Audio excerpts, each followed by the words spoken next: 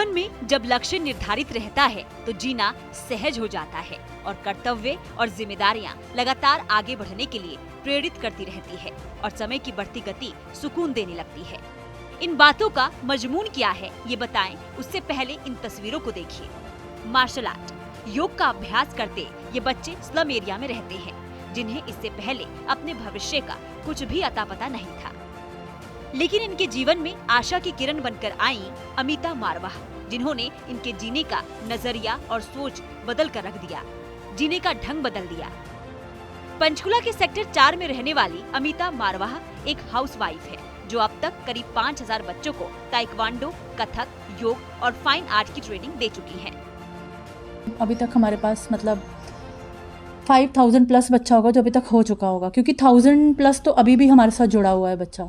तो चंडीगढ़ के जितने भी इवेंट्स होते थे ताइक्वांडो से रिलेटेड हो या और भी हो, हमने 100 प्लस बच्चा पार्टिसिपेट करवाया।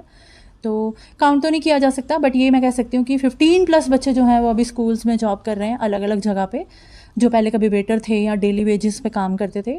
और दूसरा ये कि बहुत सारी लड़कियां हैं कथक की, फाइन आर्ट्स की, योगा की, जिन्होंने अपनी होम ट्यूशन्स शुरू की हुई हैं, होम क्लासेस लेती हैं, उनके अंदर स्किल डेवलप हो चुका है और वे उस स्किल को यूज़ करके अब एक अच्छे वे में अर्न कर रहे हैं।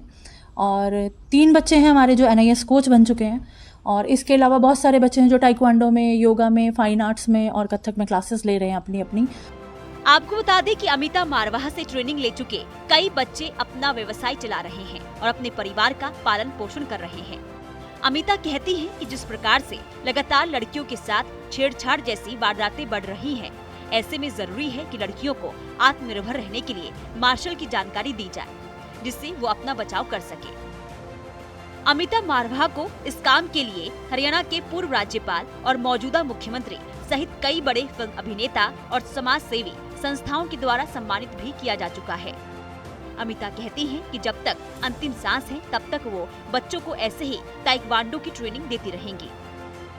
मैंने शादी के बाद दोबारा खेलना शुरू किया, फिर मैंने स्टेट, नेशनल और इंटरनेशनल खेले, और उसके बाद मुझे taekwondo hall of fame India award भी दिया गया, और इसके अलावा और भी बहुत सारे अवार्ड्स मुझे दिए गए।